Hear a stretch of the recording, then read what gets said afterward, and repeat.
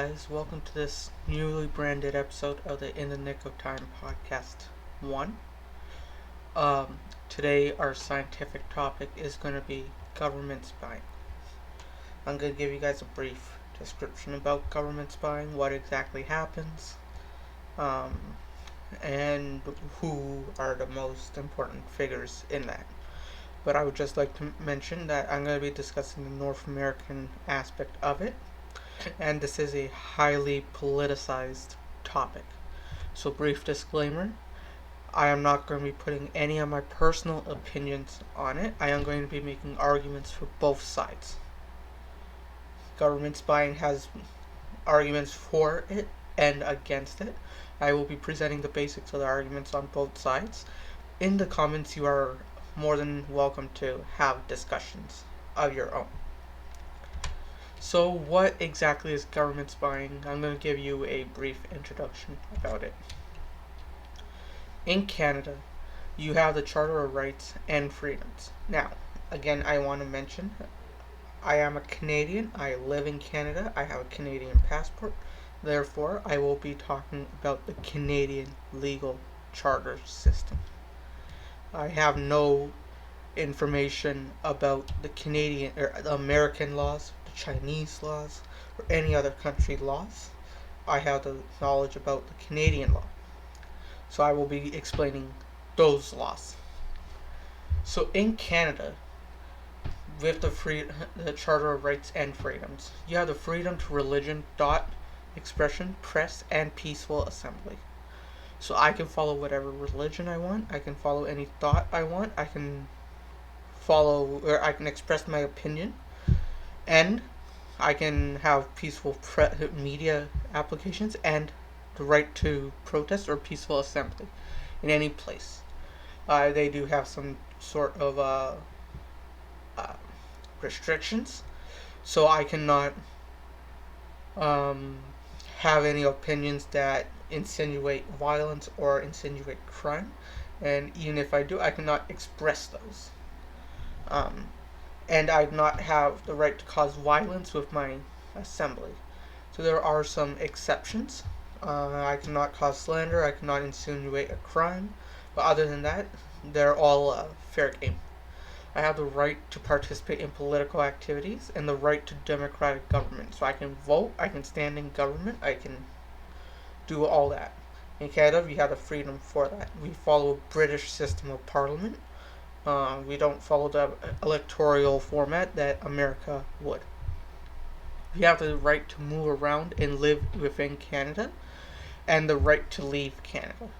Again, there are some restrictions, like I can leave Canada and live wherever I want, as long as the country that I do go to live in has given me the proper visa to go live there. With NAFTA, like for example, I can leave Canada to go to the US as a visitor due to NAFTA. With my Canadian passport, I can enter the US anytime I want, but I have to get a separate work visa or a permanent residence card, green card as they call it, to be able to work legally in America. So as always, there are some restrictions. Even in Canada, with court dates, there are certain restrictions, or legal activity, there's certain restrictions. But again, these are the main things that I'm allowed to do. We have the legal rights to life, liberty, and security, the right to equality, and the right to language. For example, if I go into a business, and there's someone there that can speak Hindi, I can speak Hindi as I please. If I go to another place, Quebec, I can speak English, even though it's a French-speaking area. So, let's say for a crime, what are some rights when you're searching for criminals or crimes? So in Canada, we have something called the presumption of innocence. In order to search for a individual and remove their constitutional right of law, so in Canada, like mentioned before, you have the right to a lawyer to prove yourself in court, because when an accusation is made against you of committing a crime, you have the right to representation otherwise. So, and you have a right to be presumed innocent. If you want this constitutional right removed, you need a warrant from the court. Now, how do you obtain a warrant? Well, a prosecutor or some sort of a system has to give a judge the information or evidence saying this person might be a criminal due to so and so key factors, and the only way we can determine if he is or not is to search him with probable cause. So let's say there's a murder scene, and it was a rainy day. There's a footprint. Now we can say, due to webcams footage and the footprint, we can analyze that it's a 5'9" man who is around this size, wearing these clothes. We need to be able to find the murder weapon, but in this area, Nik is the only person of that size, that physical structure, and has shoes that size. We need to go into his house or search his personal belongings to see if he is the actual criminal. Then the court will be able to give you a warrant to come and search me. But before they do search it, I can say I can see the warrant and then argue it, and then I can notify saying, oh, the address you're looking for is 9 Cherry Hills or 9 Sunset Boulevard or 9 so on and so forth. And say you're at, let's say, you're not at Cherry Hills, you're at Strawberry Hills. You can make your own presumption. You can make your own correction with whatever errors there are. You can have it seen by a lawyer. Another key important factor is a gentleman named Edward Snowden. What did he used to be a contractor for American intelligence corporations, which we will discuss. So he released a lot of documentation from the NSA discussing their illegal, warrantless search of their citizens' personal information. So the government, until 2013, well, it still does, but until 2013 was going without the people knowing, monitoring their personal information, and Edward Snowden realized this, saying that it is highly unconstitutional, and he released a lot of documents. I will be releasing the documents I will be giving a list of the documents that have been released in the description for your own research on the various programs that are offered. This will be a very detailed list. You can go research more, and his book, a Amazon link, an affiliate link, will be available in the description for those of you who want to purchase the book and read more about him. So just a brief intro for those of you who can't read his book. What exactly did they find from Edward Snowden's release? So, like I mentioned, they found out that he was illegally spying. The government was illegally spying on its people without proper warrant. So there's no warrants shown. I haven't seen a warrant personally. They haven't shown me it. And they're holding all the phone records and emails in a metadata. Now, wait, you might ask, well, Nik, I'm not using a government phone. I'm not using a government email. How the hell did I get my emails and phone records? That's very simple. Let us take phone A here, then phone B. Phone A is Nik. Phone B is Tom. Both of them are in Toronto. They're right next to each other. But in order to communicate, the data from an email, let's say that both phones use Google, and I send an email on my Gmail account from phone A to Tom's phone, phone B. Now, in the middle, there's something called a server. It stores, processes data for Google, and it requires a physical location with engineers, technicians, and so on maintaining it. Now, in Canada, these servers take a lot of money to host. Engineers here get paid a lot of money, and it's a very expensive thing for companies at a large scale. So what do? They take this server and put it in an international location where it might be cheaper in an offshore location. Many companies do this. Nike, Adidas, any shirt that you open up, you see made in Bangladesh, made in Indonesia, made in Pakistan, made in India, made in China. So offshore production and services are not that big of a new thing.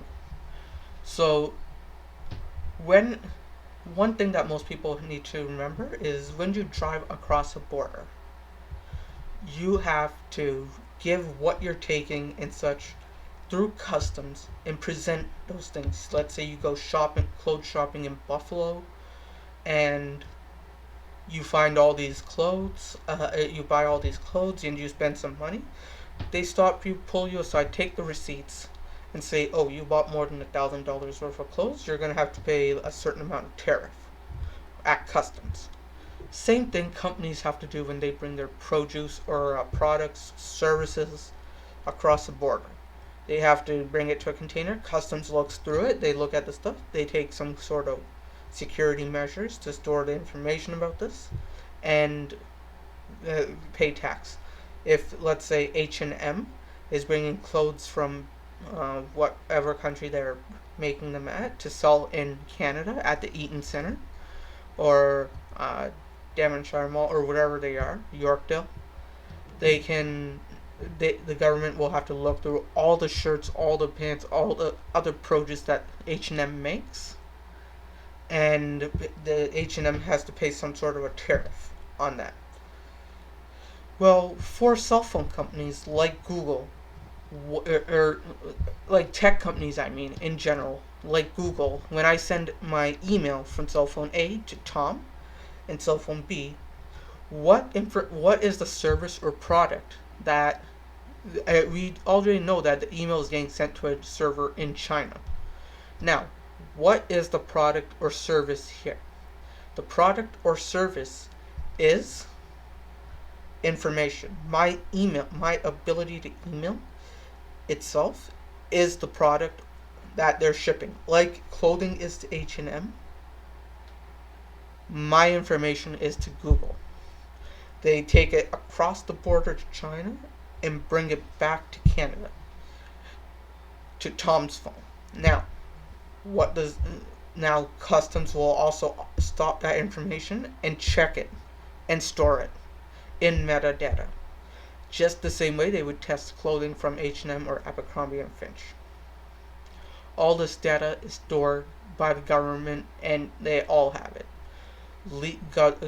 Google is legally required to transfer all this information, and the only way they can stop it is by not sending our data internationally, which they cannot do because that would rise the prices of our email, of our cell phones, of our Chromebooks, and many other products a lot more. And because they have these documents, they have this information about us, whenever we do some sort of activity or some sort of discussion, they are able to filter through that data and track what exactly we're doing. So, what are the agencies that we see out there that can do this? These are the examples that affect me as a Canadian the most.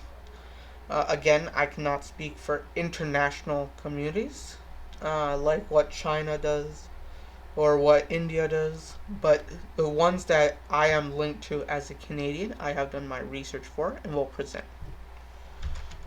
So, CSEC, the Communications Security Establishment of Canada. It's also known as CSE, Canada's Cryptologic Agency. They are responsible for the cryptological analysis of the information security that is sent. So they're the ones that store all the data, and they're the ones that do the customs services on the information. They store all this data. They program a few trigger points. Whenever data takes trigger points, they're able to bring out that specific information. Now, they don't look into this information. They just have the keywords or key points or the key topic triggers. CSIS is the Canadian Security Intelligence Service. So this is the equivalent to the CIA or the NSA equivalent, and it collects all the information from other uh, agencies like CSC and will analyze them and take action upon them. So let's say CSC finds trigger words. Let's say Joe has 10 points, trigger points for, let's say, acts of terrorism. Now, CSC will say, oh, Joe said terrorism 10 times.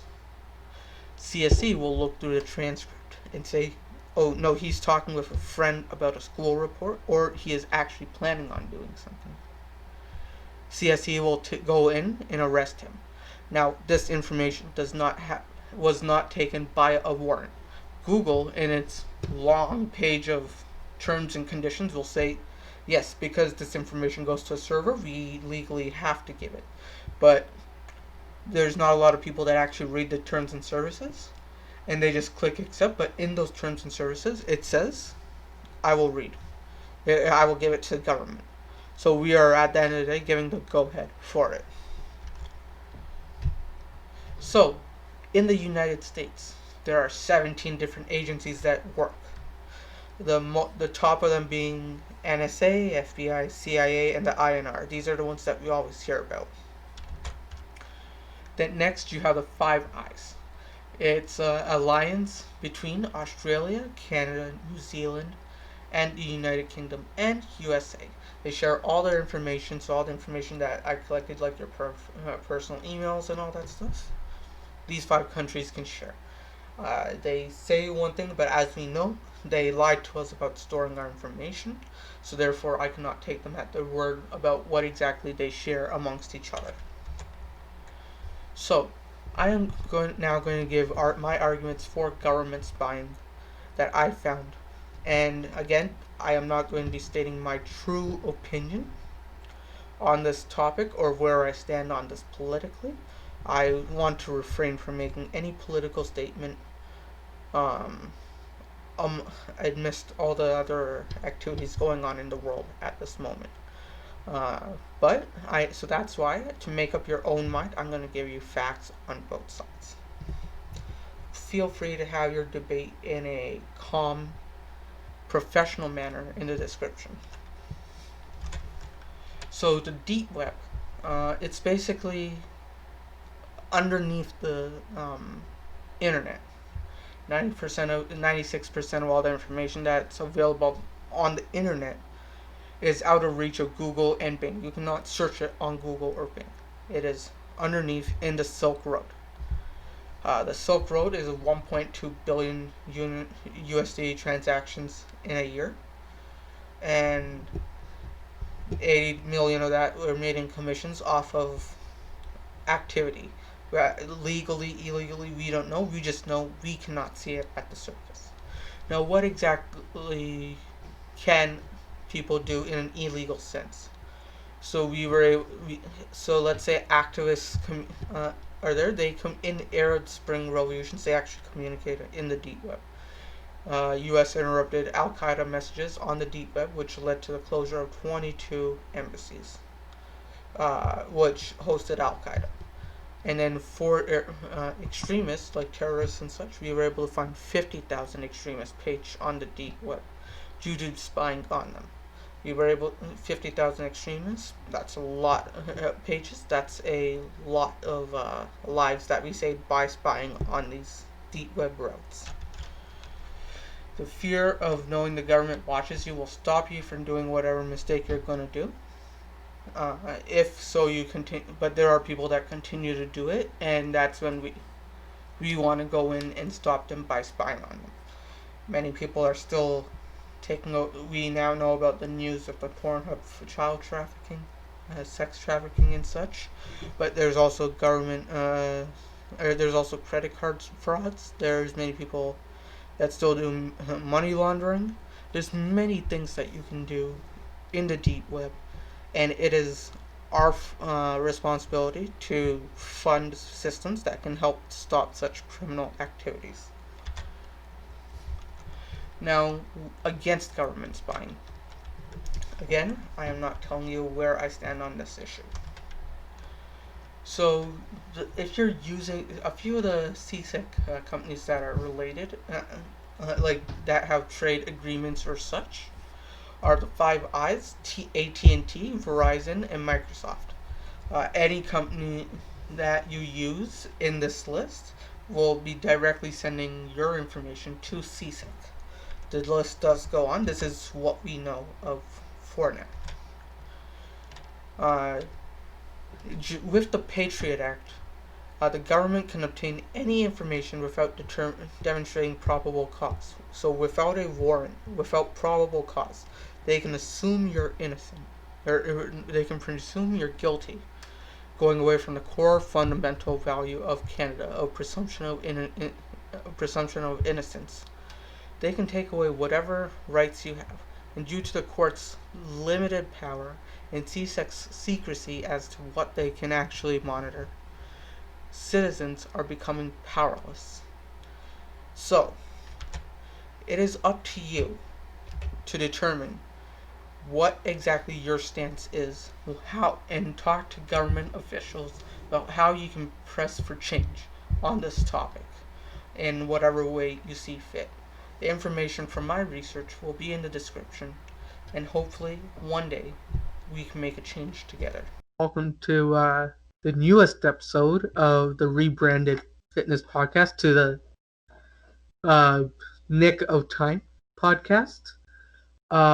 So, as mentioned before, in the rant section, we're going to be interviewing two regular guests of the old podcast, Mustafa and John Paul, and basically get more of a backstory on who they are and how they got here to meet me, Nik. Um, as mentioned before, please do check out the affiliate links, gamertech.ca. You use the promo code Nik, and you'll get a $25 discount on whatever purchase you make. All right, so let's start with John Paul here. Hello, Mr. John Paul. Yo, Care to give us what's a up? Hi, hey, I'm Mustafa. hi, Can dears. Hey, do you mind giving us a brief introduction about yourself, Mr. John Paul? All right, I grew up in the sketchiest part of all of Willowdale in Toronto, and yo, I've always lived the gangster lifestyle, man. Yeah, Dude, you're a half Asian guy who grew up in frickin' Willowdale. How gangster can you be? yo, one time I put my bike in a handicap parking spot. It's pretty. Oh, I didn't actually. But That's you the know what? most gangster thing you've done? Yo, like, I haven't, but I could have done that. And if I did, I wouldn't have even cared. Yeah. Listen, I overtook a cop by driving 67 kilometers per hour, which is within the speed limit. And I drove faster than a cop. That is badass. Not parking in a handicap spot with a bike. Oh. Oh wait, okay, alright, that may not be gangster. What is gangster though is the spirit of life. Yeah. The chi. You're supposed to say the chi. Yes. The chi. Like Mulan. And it gives you like superpowers. Shit. Yeah. Yeah, they use chi randomly in those movies, no? It was like she's like right from Star Wars in that movie. It's fucking, it's so bad that it's good. Oh yeah. Dude, I absolutely hate that because like chi in martial art just means energy, but if you look at actual Mandarin, I believe it means like water or something. I don't remember. Is it Like light force? yeah, in martial arts sense, yeah, it's like life force, but I think it's like water or something. Yeah, shui. It's chi is water in Mandarin. That's very anticlimactic, but it also makes sense. I Yeah, thought it was gonna be like lightning or shit. yeah, no, Like, because you know how kung fu like flows like water essentially, right? Right? oh, Yes. like Bruce Lee though, he said, "Become water, my friends. You know, become formless, like the great if if you have a cup, become the cup. If you have a straw, become the straw, and you can't He lose." never said anything about a straw. Well, okay, he said something like I don't know. It's something that has to do with water, something like that. And then he was like, "Man, apparently his family hated how Quentin Tarantino portrayed him in that other movie. I forget it's called. Once upon a time in Hollywood. That was such a shit movie. Sorry, but like I watched it. It was so slow, and it had like 20 minutes of action, but it's not worth the wait. Dude, holy crap! The way the best way portrayal of of Bruce Lee I saw. And I'm so sorry to say this, but is from Ip Man 4. That movie was atrocious, and the only saving grace is the guy who played Bruce Lee. The guy looked close to him, and in that fight, actually like fought really well. And the funniest shit about that movie is where like there's always a blue belt, or there's always a black belt with a blue gi waiting in some alley. And like my god, if it was Man, like any other actor other than Bruce Lee or any other person, the dark alley, the groping, and the Me Too statement would all have came out in the 4 minutes that it took to make that scene. shit, man. I don't know. Like I don't know, Mustafa. Have you ever watched the Ip Man movies? The which movies? And The Bruce Ip Lee's Man. teacher. I haven't seen those movies to be honest, so I can't comment. Oh man, Uh, two they're and three were absolutely amazing. One was shit, other than that 10 black belt fight scene, and I four was like this. I didn't mind one. I just didn't like the rest of them. yeah. I like two and three, like for the action sense, like the actual dialogues and all that. The English dubbing, like you have a Muay Thai fight scene where like the guy like kicks a Muay Thai fighter down the stairs and like beats him up. Then after you hear the voice, it's like, get out. It's the most feminine color. Not that woman can't beat up guys, but like I was expecting a bit more depth in the voice, like a Scott Atkins style voice, and then I get like, "Get out!" Like it's like Margot Robbie or something. Man, I liked what is it? I like watching English dubs of foreign movies because they always sound terrible. Like Dude, especially like Ong Bak and that movie with the elephant. That just sounded like it was not in like order. Like the mouth was not in order, you know? Yeah, that movie was absolutely atrocious. But yo, anyway, John Paul, we need your story. oh yeah, shit, my story. Right. So, in part Filipino, in part I thought I already said this so in the immigrant experience. Is this like a Yeah, new thing? or yeah, no, we're just like trying to like because this is a new branded thing, so YouTube might like kind of fuck with the older stuff. So just for Oh, people when they search for in the nick of time in the future, if they can't find the fitness podcast episodes that we did, just so they have a brief introduction of who you are. all right. My name is JP or John Paul. I was named after the Pope. Half Filipino, half Scottish. My dad is Scottish, my mom is Filipino. They are both immigrants. I feel like that's already implied, but yeah. How it came to be on Nick's podcast. I kind of just asked to be on his podcast. That's about it. Um, Shit, I wish I had an interesting backstory, but that's about it. Yeah. Oh yeah, no, your interesting backstory is about how much I roasted you and how much you scarred my best friend. Oh man, yo, that is a good backstory. I'll tell those two backstories. So, him roasting me. Basically, me and him both met each other in like 2012 or 13, around that. And it was at the swimming lesson thing, and at the time I was really skinny. So he'd be like, "Oh, for only $10, you can feed a starving John Paul in Africa." And like for the for scarring his best friend was we went to Wonderland Halloween haunt, and when I went there, I was kind of semi drunk.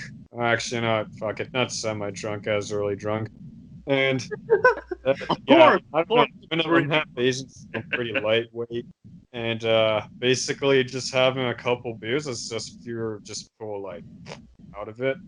And apparently that scarred his best friend. So Yeah, the night may or may not have included a few rap battles with the employees and also pissing off my parents. yo, I totally did do that. I tried to, yo, I challenged like one of them to like a dance off too, and like I can't tell. Was I any good when I did that? Uh, no, you nearly got us kicked out because of how bad you were. Shit. All right, so yeah, did that, and I remember I started. What is it? I started just rehashing the same lyrics from the 8 Mile rap battle. It's like, yo, this man thinks that he's an MC. I know everything he's got to say against me. I am white. I do live in a trailer with my mom. And I am a fucking with a stupid friend named Cheddar Bob who shot himself with his own gun. And my boy isn't Uncle Tom, but yeah, that whole thing. I don't know. I can't remember the rest, but I do remember that. Yeah, that you only remember it when you're hammered. Yeah. But yeah, now it's Mustafa's turn to give a bit of their his backstory. You were gonna say there. You were gonna misgender and what's that word? You used the wrong pronouns on me, sir. Wrong I pronouns. check, look in the camera and see if I give a shit. Wait, hold on. Let me turn on my camera. There we go. Hi guys. I fucking knew it. You were in the stall. No, my Afro. Oh, all right, never mind. my friend Mazin. Yo. Say hi. Hey. So, Oh. Oh. Right. Yeah, Okay. for The time for Wait. my backstory. I heard a dish drop. What? Is someone else home? Yeah, that's my dad. Oh, okay. Okay, so basically, for my story, sorry. I was born in Pakistan in the year 1994, February the 11th. I came to Canada in the year 2012. Well, technically, I was permanent resident, moved here, and then became citizen. I think in the year 2018, approximately. So yeah, fighting the system. 2018 or 2017, I can't remember. I'll have to double check. Or 2016, because I know Justin Trudeau did thank me. Well, thank us all that day on a speech. So for becoming Canadian citizens. So yeah, that's the quick summary. If you want to go to more details, I used to be Muslim. I'm currently an ex-Muslim, an anti-theist specifically. I like wrestling. I like WWE. I like UFC whenever I watch it with Nick. I like CrossFit. I like watching CrossFit for some reason because it's torture for people. And yeah, I love. I'm a huge bodybuilding mark. Love fitness, and yeah, that's why I'm here with Nick. We were mainly talking about fitness, and now we're here. Yeah. Wait, quick question. You said anti-theist. Are you like agnostic anti-theist or atheist anti-theist? Atheist, anti-theist. Ah. Heathen. I'm Satan. That was the devil congratulating you for a second. Oh yeah. I still have to meet Satan like in the gates of hell, and receive my badge of honor because I'm still waiting for the state of Israel and the Freemasons and the Illuminati to send my paycheck. But apparently, my paychecks are not coming on time. Like there's been a huge delay ever since this COVID pandemic. Yeah, So, dude, that's I actually ran, something I want to delve into. Go I ahead, ran John Paul. into the Illuminati once, actually. They told me that they're here, but they want everyone to keep wasting their lives looking for them. The lizard people were also supposed to send me their paycheck. What the hell? Yeah. Yeah, no, dude, that's the same shit for me. Apparently, I'm a capitalist, not supposed to be getting my big corporate America check. Oh man. Shit. Where's I'm guessing communists or socialists accuse you of that? Yeah, Uh, I allowed them to finish up their prayer to Karl Marx and Stalin before they punched me. And P.S. I will not be mentioning my political Hey, affiliation. hey, Karl Marx is a G. Karl Marx is a G. He's a G, but these guys don't pray to Charles Marx. They be praying to Stalin, Mao. Who's the guy who led the Khmer Rouge that killed of the Yeah, Vietnamese people? I believe it is. like Mao actually even created his own version called like Maoism, was it? Yeah. Yeah, he created his own version. It was insane. That man was insane. Like he was born a Buddhist, but then he created his own like bogus ideology. And yeah, No, when it comes to that shit, and I'm sitting here like, why is Hitler still on the throne for being the most evil person? Don't get me wrong, like he is still evil, but like, how many people does Mao Zedong have to kill to be the most evil man on the planet? well, keep in mind, Nero from Rome could give Hitler a run for his money too, because Nero was the guy who killed Christians, right? Like with the thumbs down and like fed them to the lion. Candles with them too. The what? Yeah. I looked this up. Like he used to basically, what he'd do to Christians, he would dump them in tar, stick a wick, and then basically create them into human candles, and basically just burn them alive at his parties. Yeah, and there's a lot of rumors about that too. Like whether he did most of these things may have been exaggerated, because again, we're talking about like primitive people writing stuff down, right? So they can make some exaggerations. But like Nero was the mark of the beast. He was 666 originally, the one in the book of Revelations. That's Nero that they're talking about, not some random antichrist. That is Nero. Yeah, The sixth number. My main point is like The beast. I know Hitler is evil as shit. He deserves his place in hell.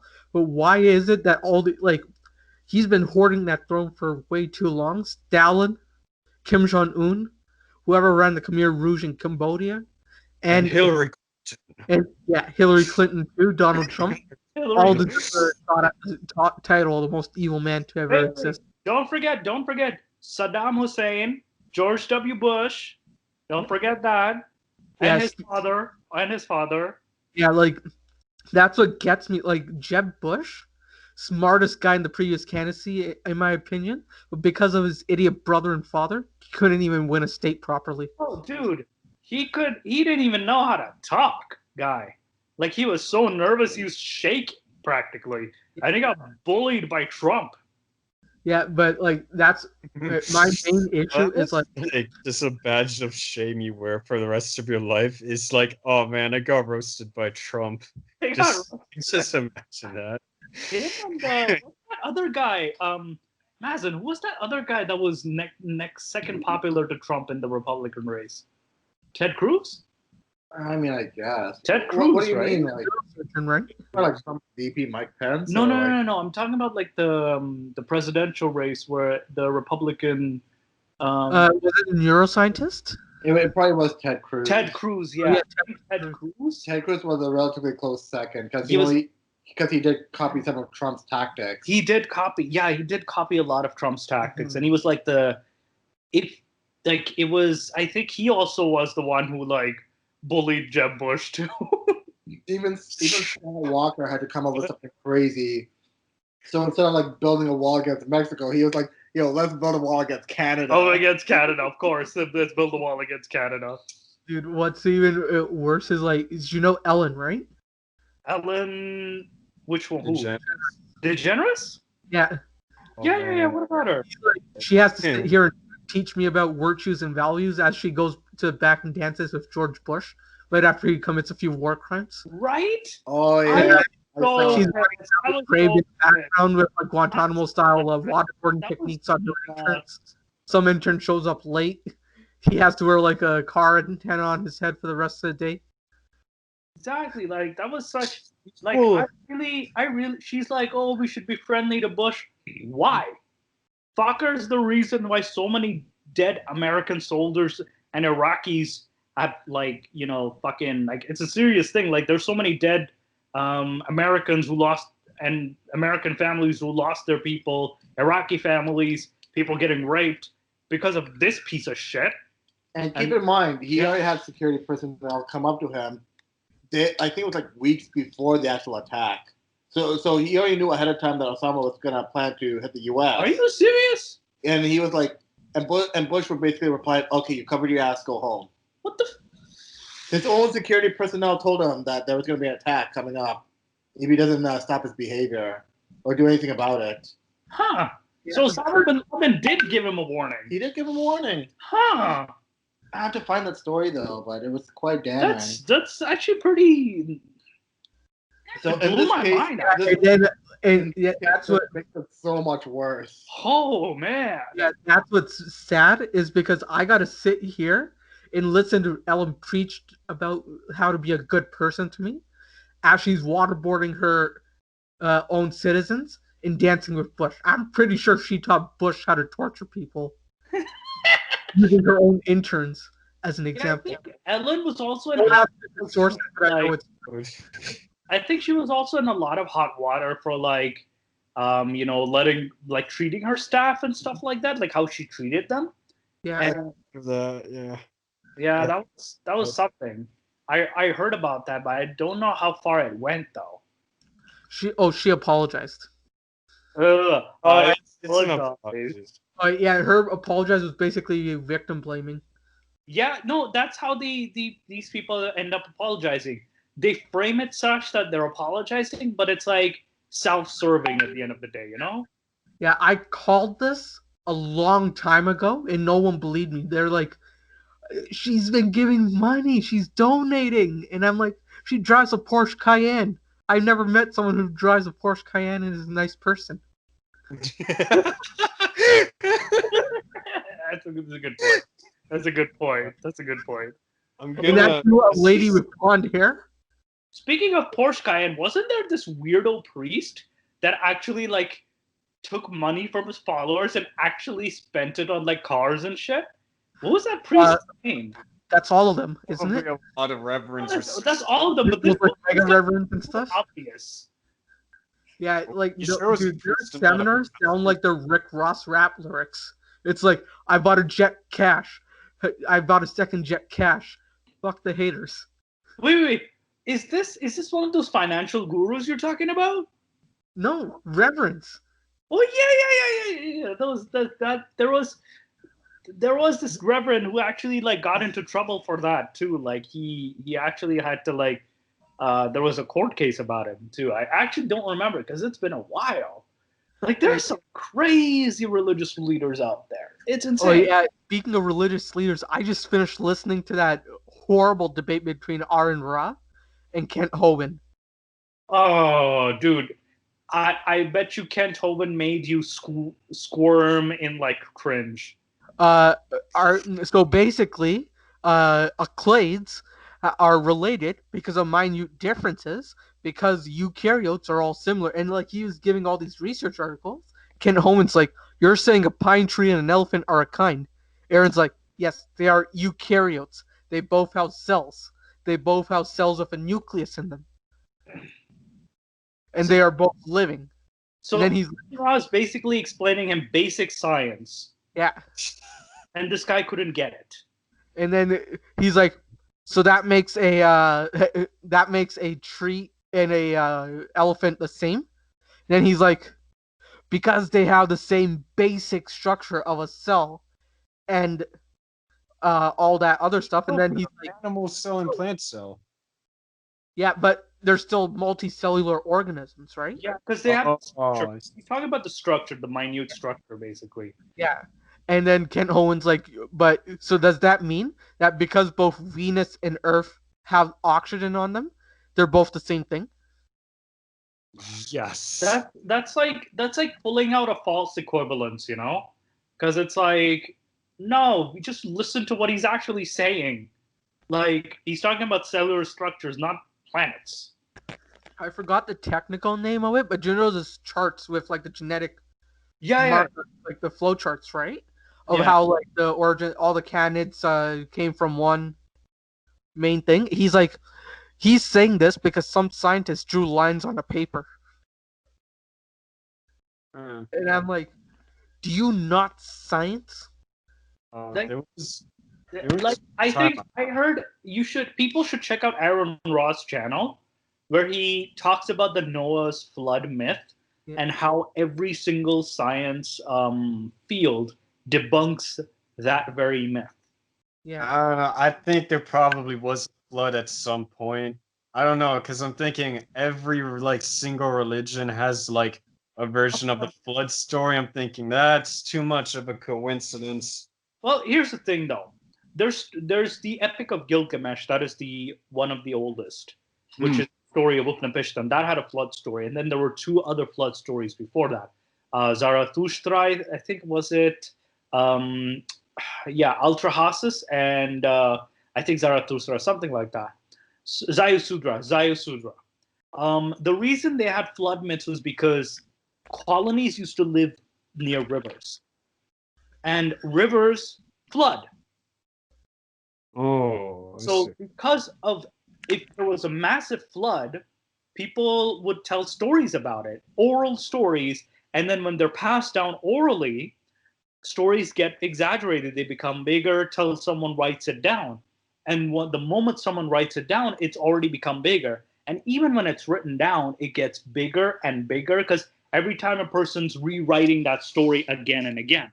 So it's kind of like if you've seen comic books, for example, Superman, the very first comic, he's very simple. It's a plane, it's Superman. He comes down, saves the day, end of story. There's no Lois Lane, no Clark Kent, nothing. Subsequent comics then go expand on his origins. It's like, this guy came from this planet. This guy, his origin is from he's from this Smallville farm. And then he has a girlfriend, and then he has bigger villains and monsters he has to battle. So the moment they write more comic books and movies, the story gets bigger and bigger and bigger. And it's kind of like following the same pattern with like mythology. Mythology works the same way. It starts very simple. I'll take the example of Jesus, for example. The very simple story. In the Gospel of Mark, he's more human. He doesn't have a virgin mother. He actually died on the cross and stayed dead. Well, or even if the guy who said that he's alive, nobody saw him alive. So the tomb was empty. But in subsequent stories, people see him alive. He has less anger problems. He's not as angry. He has a virgin mother. So the stories kind of like add more miracles too, because Mark's miracles are like just him turning water into wine. And then other miracles are like they add on, and then finally you have to Revelations and the Gospel of John and modern day Christmas tales where it's like this big story that we have that this guy was God practically. Yeah, stuff. I have a massive question for you. Yeah. When they say turn wine into or water into wine, do they just mean like this guy probably had like a urinary tract infection and then like started pissing out like blood-filled urine? No, that's the thing. It's literally actually the term, the text. It's actually literally talking about turning water, actual water, into wine. That's the interpretation of it. I know people make a lot of jokes about that, but like, yeah, it's not the urine. It's basically him turning actual water into wine. I memorized a story where it's like the mother of Jesus said to him at the table, "They have no more wine," and then like it's like the wedding feast of Cana where he was at a wedding and like they ran out of wine, so he just like took water and then used it. And there's also like apparently there's a channel called Religion for Breakfast. He talks about what kind of wine Jesus drank, and it's actually not red wine. It's we associate red wine with it, but it's more like brownish. Because it's like European thing. Yeah, because like that's Like a European thing, but because they were in the Middle East, like near in Israel, Palestine, it would be very different. Yeah. I don't know what wine look like. Yeah, something more local, basically, like a local wine or something like that. But yeah, Nick, you had another question? Yeah. So my my main topic I wanted to ask to you is knowing you're Pakistani, or as someone would call you and me, an Arab towelhead. Oh, wait. Hey, I have the towel right here. I have a towel right here. No, I took mine. Uh, I actually got called that the other day, and I'm like, thank you. Miss Cal Towels Company. All right. So yeah. Since we're So now, how was your story? How was your life ever since you left the religion, and why did you leave it in the first place? well, keep in mind the reason, like, it was a slower process leaving it, right? First, you discover, and surprisingly, even though I was a Muslim, my first step was learning about the myth of Satan, from the Bible specifically, and looking at ex-Christians and actually cross-checking what they're saying, and looking at the growth of the myth of Satan, where he starts off as an agent. He's Yahweh himself or God himself. Then he separates and he's like an angel doing stuff on behalf of him, and then he grows. Like I was talking about, he grew into a separate entity altogether. So I found out that the Satan character was a myth. So I'm thinking, wait, if Satan character in Christianity is a myth, he's definitely a myth in Islam, because they overlap. Judaism, Christianity, and Islam, they overlap a lot. There's a lot of overlap in their beliefs because they're called Abrahamic religions. So I discovered more things that overlapped that didn't add up. Like a lot of the story didn't add up, or the narrative that didn't add up, especially with the record keeping, because the stuff was written like hundreds and hundreds of years after they had happened. So they're probably exaggerated a lot of these events. So, and from a logical perspective, slowly and then I found out that there's a lot of toxic teachings like slavery. There's like, killing non-believers. There's like stoning people to death. And then there's all these barbaric punishments. And it just felt like I'm watching an ISIS video in both the Bible and the Quran. I'm like, this is just like watching ISIS. So whatever ISIS is doing is exactly what's this God, supposed Abrahamic God, is teaching us. So it's no different. So it's like, and people are always coming up, no, ISIS has nothing to do with Islam and blah, blah, blah. I'm like, they have everything to do with Islam. Groups like KKK have everything to do with Islam. Groups like the Left Tahor have everything to do with Judaism. These groups, people are like, oh, there's interpretation. No, the books are very fucking clear. You do this or you go to hell. Yeah, exactly. So basically, it because I found out that the extremists are actually right. Every fundamentalist or extremist or nut job, religious nut job, is to a certain extent right. Well, actually, to a lot of extent, they're right about what their particular religion or God is teaching. So that's where I'm like, I don't believe in this anymore. And I saw most ideologies as already pretty bogus to begin with. Like, for example, Judaism, I find it a very like supremacist, racist religion. Christianity is very weird, like especially with the what do you call it, the Trinity. Islam, like, kind of was the only religion because of my bias, and it kind of made sense. But the more I unraveled it, I'm like, there's more holes in the story. There's a lot of like teachings that don't make sense. Hinduism, there's too many gods. It's nuts because it's full with superstition. Buddhism is the same thing, superstition, and also like, leaving your desires. It's like there's a lot of like and all of these religions, they preach what they preach is that they claim, no, not preach, they claim to have all the truth, but they don't have the evidence to back it up. I'm like, I asked the Well, I mean, question, that's where's also the the point of the what? like that's why it's like the idea of faith in whether or not there's evidence, right? Because like if uh, there's because here's the thing, like I remember like in philosophy class, yeah. like we were talking about the idea of like God and stuff, and the idea of if let's say God revealed himself, let's say Jesus came down, it's like, hey guys, I'm real. At that point, there's no more free will because every single human being would know, oh, Jesus is real. That means there's absolutely no choice but to believe in him or else you go to hell. But if he like stays in heaven, it's like you have to make the conscious choice of believing or not.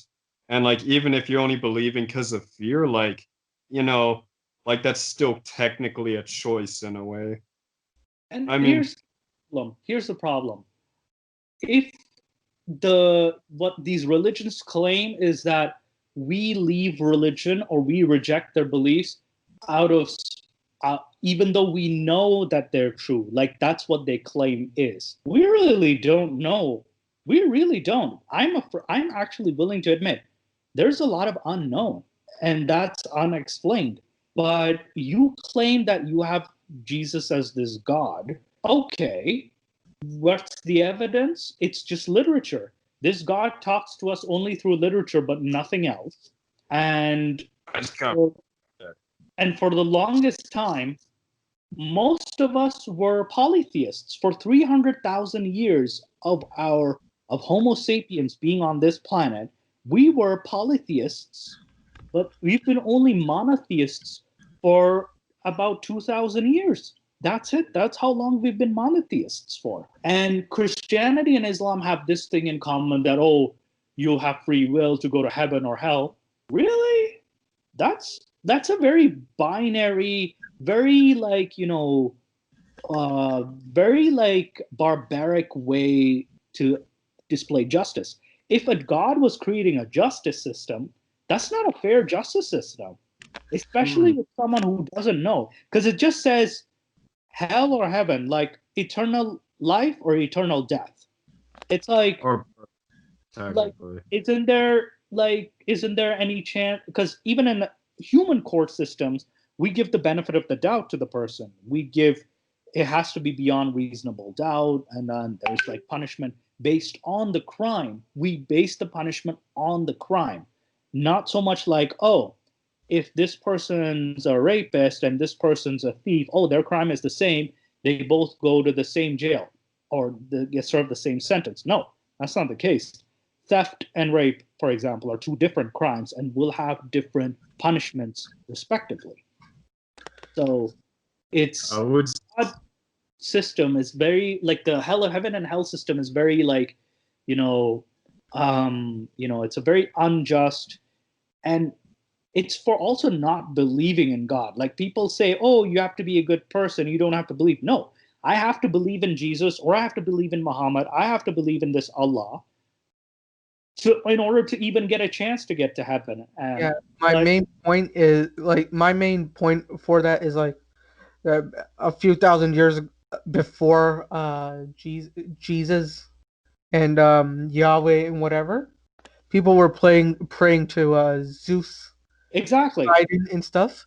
yeah, Why did like Zeus and Poseidon magically change and become one person? Did Mount Olympus like crush or something? Like why were these ancient people who prayed to Zeus wrong?